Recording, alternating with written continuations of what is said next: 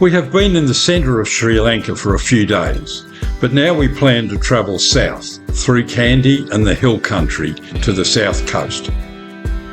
Before that, there is one thing to do. We visit one of Sri Lanka's many national parks. This is home to herds of Asian elephants, providing great photo opportunities for visitors.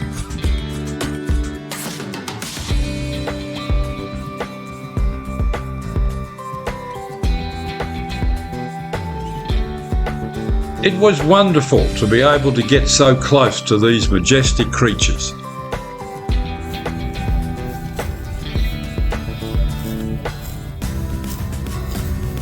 As we headed towards Kandy, we stopped at a herb and spice farm where we learned about the products they produce and the benefits of each.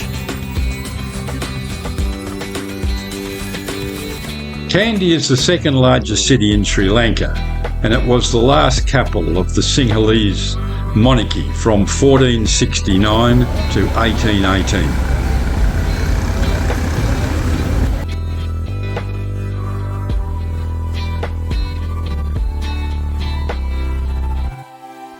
We quickly realised it is a modern city, but some older culture still remains on the streets. We're in the middle of the city of Kandy. Behind me is Kandy Lake, and you can see how the city sprawls over many hills. It is the historical and cultural capital of the country.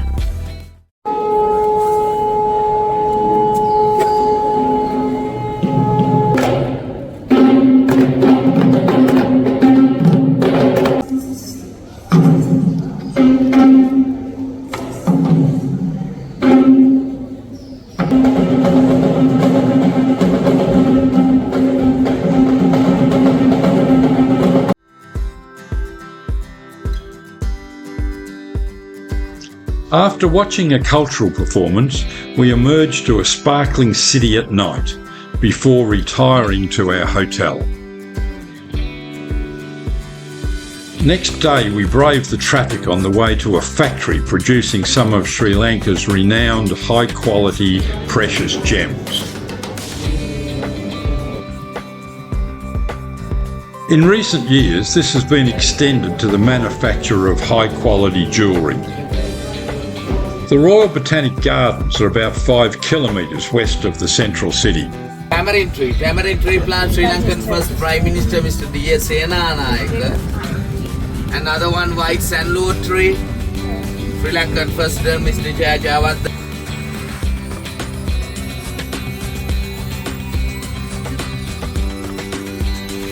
The gardens are visited by more than 2 million people each year, and they contain over 4,000 species of plants.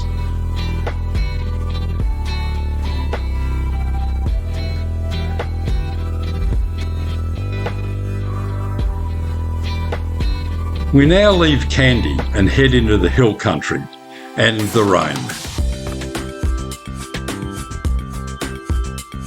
The big industry here is tea production. Sri Lanka is the 4th largest tea producer in the world and the 2nd largest exporter after China. Tea exports account for a significant portion of the country's foreign income, so visitors are encouraged to visit the production facilities and buy from the retail outlet.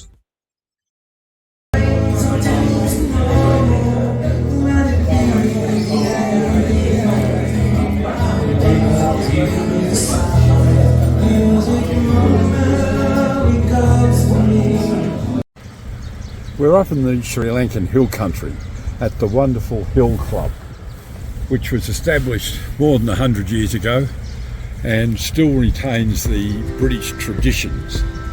For instance, last night when we went to the formal dining room, we had to wear a coat and tie. The building would not be out of place anywhere in England, and we enjoy our stay here despite the almost continuous rain.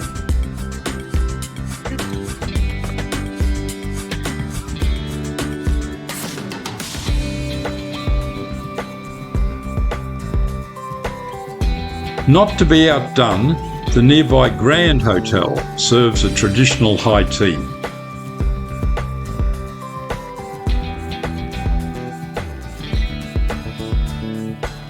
Mist-shrouded mountains and terraced tea plantations surround the former hill station, but a modern temple shows another side of the area.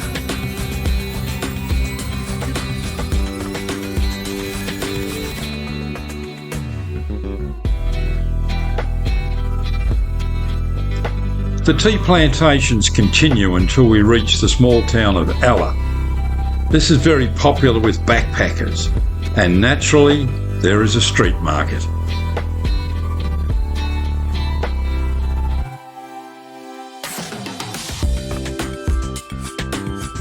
Yala has grown in fame due to the popularity of the Kandy to Yala train trip and the nearby Nine Arch Bridge. Visiting the bridge, which was built in 1921, is one of the most popular things to do in central Sri Lanka, so it is often quite crowded. We time our visit to see a train passing by.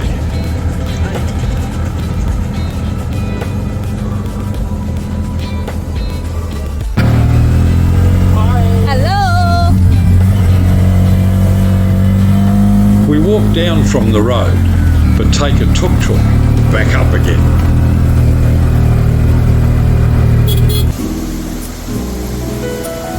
Not far away, we stopped at the spectacular Waterfalls, which are adjacent to the road and can get crowded at times.